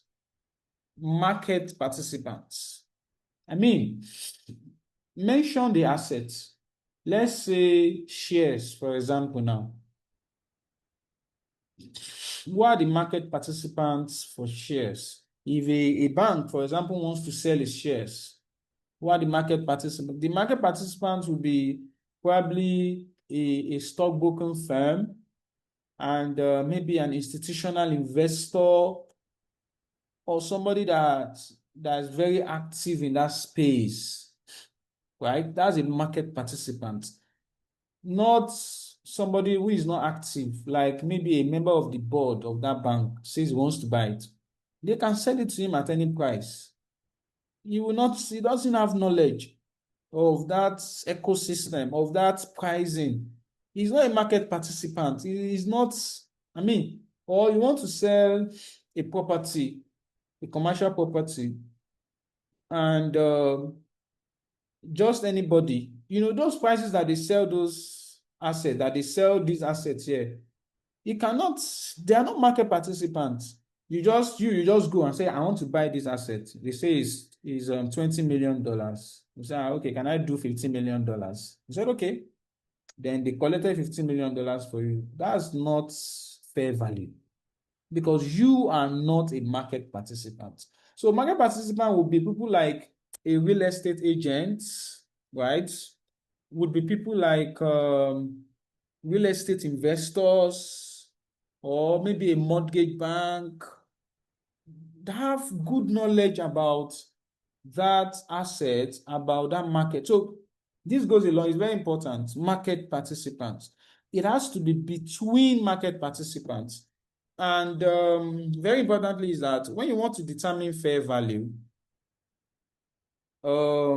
measurement dates, usually the reporting date or the end will be the measurement date, but not in all cases. The idea of measurement date here is this. It's for fair value, measurement date varies. Okay, it's usually the date when the transaction is consummated, right? For items like maybe property, but for items like shares or financial assets, measurement date will be the reporting date, the end. And it's usually the date where you determine your fair value. It's the date where fair value is determined. So that's why I said it's usually the reporting date, which is basically what you are going to find in your exam. So this definition is extremely important in determining fair value. This element must happen: exit price, orderly transaction, market participants, and is usually at the measurement dates. Now, the second thing is this. In determination of fair value, you need to understand assumptions that are made by market participants, because when you want to determine fair value, it's determined based on the market participants majorly. They are the one that determine it. And market participant, like I've told you, is the people that are operators in that industry that understand pricing of that asset or liability. So there are some assumptions they make, right? Number one is that fair value is determined in the principal markets. Okay, in the principal markets. And in the absence of a principal market,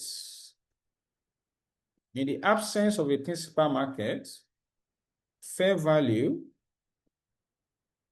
will be determined in the most advantageous markets. In the most advantageous markets. Okay, so this is very important.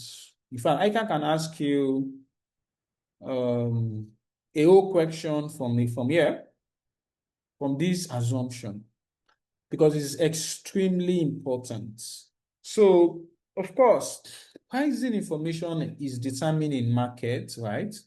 So for us here, there's a market we call principal markets. That is really the market where fair value can be determined.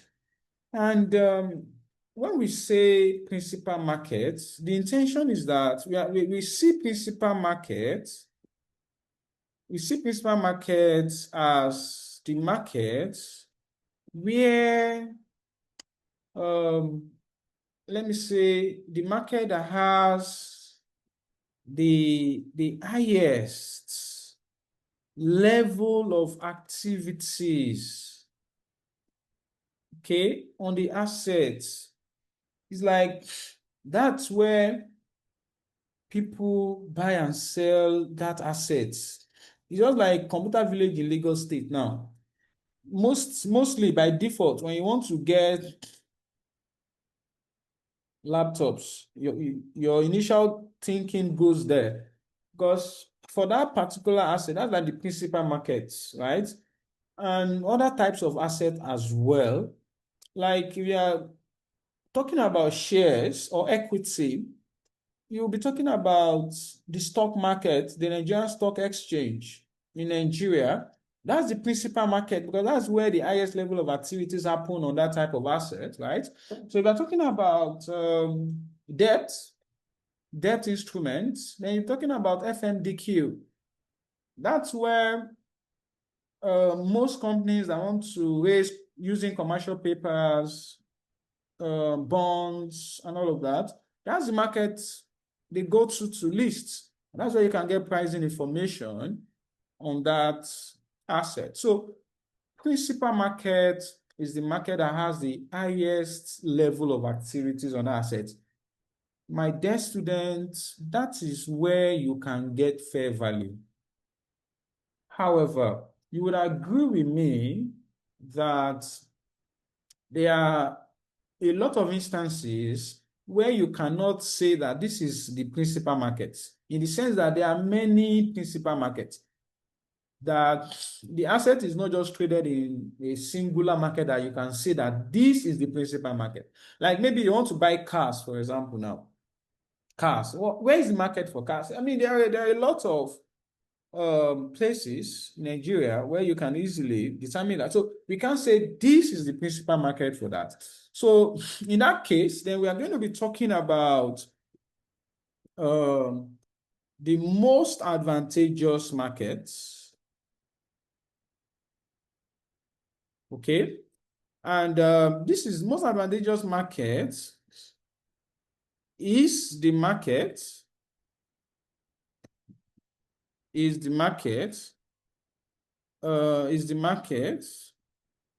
that yields the highest amount of value or benefits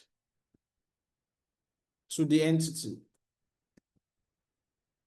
So the market where you can make maximum benefits, like the market where you can get the highest selling price, that you can minimize your costs, right? I mean, so that means this will be different from each entity depending on the assets in question. So that would be the most advantageous market majorly. But the first assumption here is this: fair value is determined in this market, either in the principal market or in the most advantageous market. Okay, that's the first assumption. The second assumption is that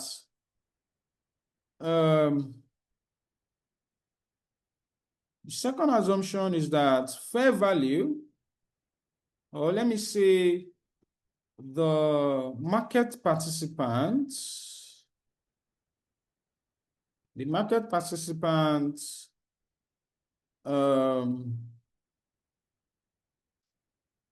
wants to maximize their individual benefits. So I'm just trying to see how I can put it, that each of them is everybody's for himself in these markets. So each market participant wants to maximize their own benefit. Nobody is there to come and sell granuts. Everybody wants to, if that means that's why they call them market participants anyway. So the other party too understand what's happening. So at the end of the day, we strike a price that's the fair value. So everybody wants to maximize their benefits. Another one is this. The fair value of a non-financial asset is in fact based on its highest and best use.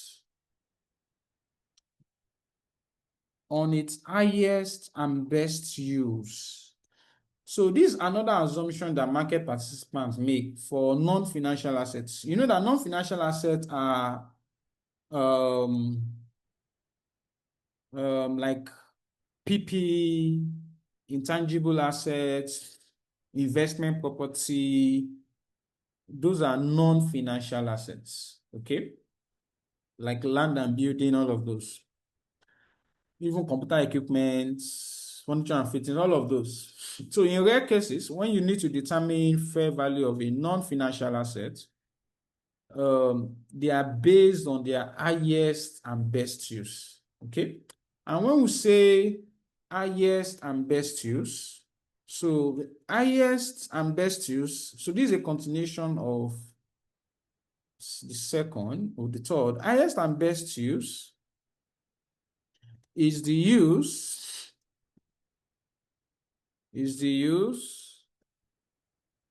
that is financially feasible, physically possible, and legally permissible. This use must create the highest return. This use must create the highest return on the assets. So when we say highest and best use, we are talking about the use that is financially feasible, that is physically possible, and that is legally permissible. And this use must create the highest return on the asset. So that means for them to have priced fair value for a particular asset, be sure that they have already considered the highest and best use of that asset. Is the use that generates more money. Then the value from that use, that's the fair value from that asset. It's just a past question. There was a past question that was asking you about a land. So they said the land can either be used for agricultural purposes or it can be used for residential purposes. So the examiner told you a long story. Eventually, they said the use for residential would generate more return for the assets. And they also said government has actually allowed that use. They now ask, how do you determine fair value? I mean, this is a non-financial asset. Fair value for a non-financial asset is based on its highest and best use. And the highest and best use is the use that creates the highest value for the return on the asset, which is the residential use. And they told us government has allowed, have given approval, so it's legally permissible, right? So fair value is determined based on this residential use. So the amount we can receive from that use, that's a fair value in that scenario. Okay, so that's how to determine fair value. Now, there are a lot of things involved here. So the standard tried to make some things easier for us. Now, okay, let's give you a guide. Instead of just all these stories, leaving you to go to the market, leaving you to know, okay, the price that is received and all of that, it might be quite difficult. So the standard actually came up with some valuation techniques or approaches to determine fair value. Valuation techniques or approach. So there are 3 valuation technique. We have the income. You have the income approach.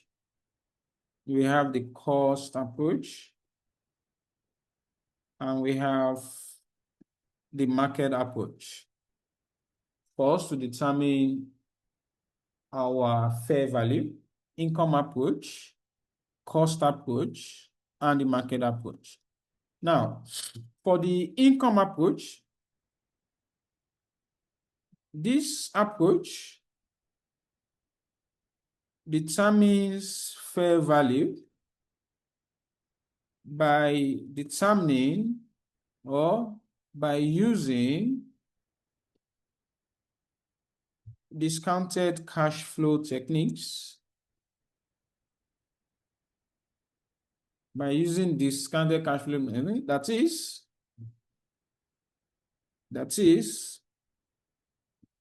it determines the present value of future cash flows from the assets.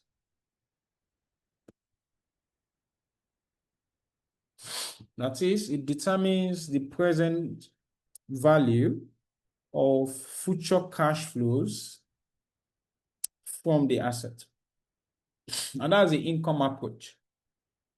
So, and this is really popular for assets that we cannot easily get a market for it, right? It's just like you want to get the fair value of a business, for example, now, or you want to get the fair value of a bond that is not issued, that is not listed, or a liability that is not listed. So income approach comes in handy where you don't have principal markets, all those prices, you don't have them, but you still want to get fair value. So you can use income approach because all you just need to do is estimate future cash flows. Just discount those to present value. That gives you your fair value. That gives you your fair value automatically. Then cost approach. This approach uses the replacement cost of the assets. It uses the replacement cost of the asset. So you want to get fair value of an asset and you don't know how much. You can't find anybody that have sold similar assets, whatever. All you just need to do is just go and get, if you want to buy a similar asset, how much, right? So the standard is just helping you to just make it a little easier so that will not be rigid and be saying exit prices like that, right? Even though it prioritizes that, but it says, okay, no, let's make things easy for people. In case that is not available, then these are the approach we can use. So you can, cost approach exists using replacement cost of the assets that you want to get its fair value. That will fly for here. And the third one is the market approach.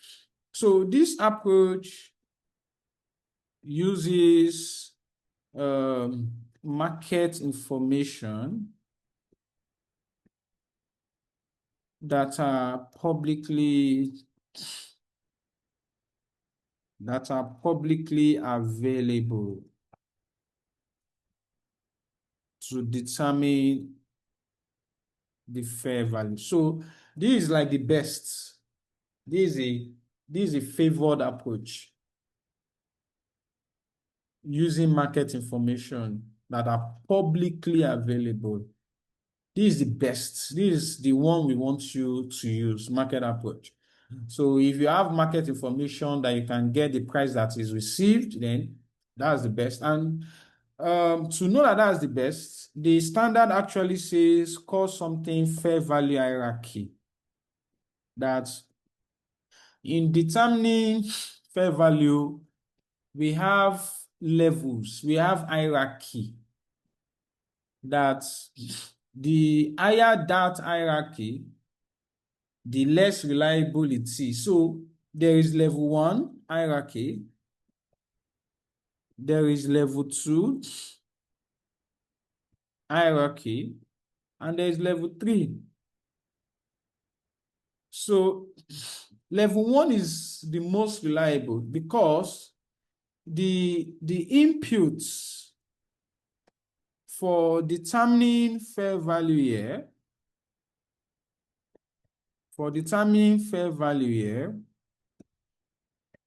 is the market prices. The market prices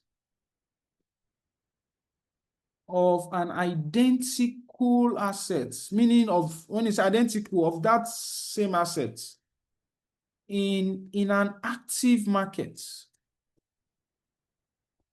like a principal market. So is this level is the most reliable. Is the most reliable because it uses verifiable, observable inputs. It uses verifiable, observable inputs. This is the one the standard encourages. But we know that it's not all assets that will have an active market, that you can get their market prices. So if those ones are not available, then that's when you then say, okay, you want to move to, and you see that this level 1 is actually talking about market approach and to a large extent cost approach too, because it uses market replacement cost at the same time as well. So level 2, the input here,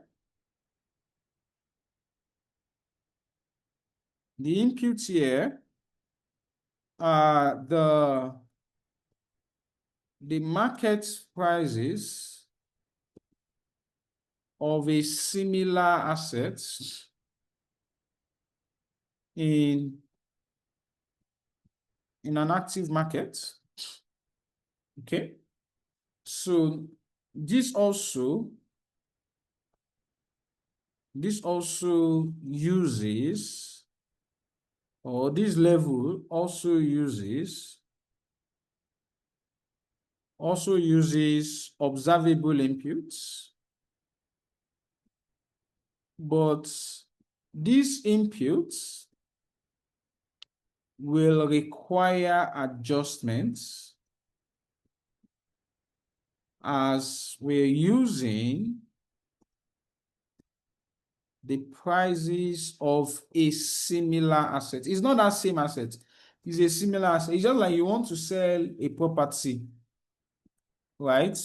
So you now had that somebody sold his own property for 50 million. Oh. That means you too, you can sell your own for 50 million. Just that it will require adjustment because the person's property might be a new property, it might be 2 wings duplex, and a lot of other details like that. And your own the characteristics of yours might be different. So the characteristics of the asset is extremely important in determining fair value. So this level 2 input, when you're using level 2 input, is okay, but you need to make some adjustments, right? It also makes use of observable inputs. Now, level 3 is not encouraged at all. So because the input here, the input at this level is the internal information of the company. So the inputs are unobservable. Nobody can verify it. So it is not reliable. This level's inputs these level inputs are not reliable. And IFRS 13 advises that an entity should maximize the use of observable inputs and minimize the use of unobservable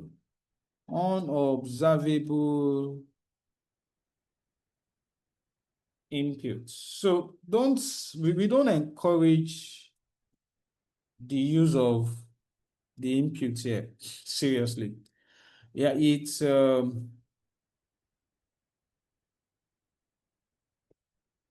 really discourages it. So you will see that the input here, which is, I said, the internal information. So the inputs here are budget forecasts, or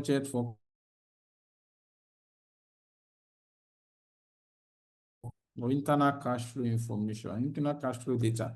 So it's the company that is using its own internal data to determine fair value. And that's where this one comes in, this income approach. That's where this income approach comes in. You find companies using income approach to determine fair value. The input they'll be using is level 3. When you say a company using cost approach, is mostly level 2. Market approach, they will use level 1 inputs for their data. Okay, so my time is up. I have another class by 5 p.m. I'll share this note with you. So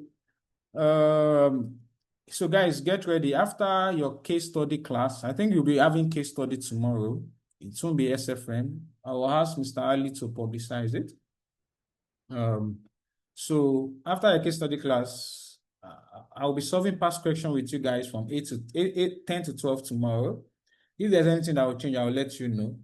I said we're going to do it last week, we did not. So I think we should do it tomorrow. Because I can see that you guys are not doing your assignments. And I can also see that a lot of you, I have over 30 or 40 students that are supposed to be here. I can see a lot of you are waiting for the recorded videos to read. I mean, why would you want to do that? Very bad decision.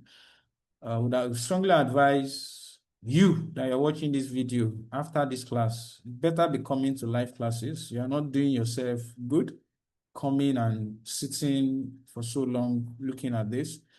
So on Sunday, I'll be solving past questions with you where you can, and not just on this one, on the topics you have done, on the assignment I've given you. Let's look at them. Let's look at questions they have asked on them, and also solve some questions on this. So questions on this are always, they are quite easy. So solve some past questions on this as well and see. 2 hours will not kill us. Let's buckle up. Let's do what we have to do. This August, well, I want to achieve huge mileage in August. There are a lot of things I want to cover, especially standards, because in September, I want to quickly take out group accounts for you. Then in October, I want to start solving, it's purely past questions. I want to have finished. So even if I have not finished, probably I want to teach you ratio analysis, something like that, to prepare you against case study, because I'll also be taking you case study as well. I'll be the one doing the main part of those cases with you. I can't wait for that time to happen. It's going to be extremely exciting because it's very practical. Report writing is what those of you that are working in practice should do and should be able to find easy. Because what we do every day in our various offices. So let's get to that point and see how we cross the bridge. So let me share this note with you ASAP.